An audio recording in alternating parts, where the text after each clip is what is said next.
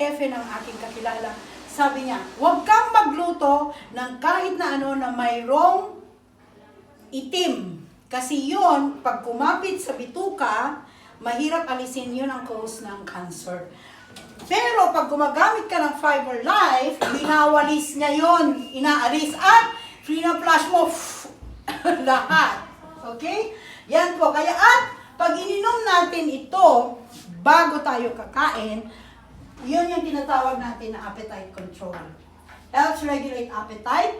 Kakain pa rin tayo ng kahit na ano, pero dahil nga ito ay nagfo-form ng gel sa ating katawan, inaalis niya yung mga unwanted na mga nutrients at yun ang ini-excrete natin.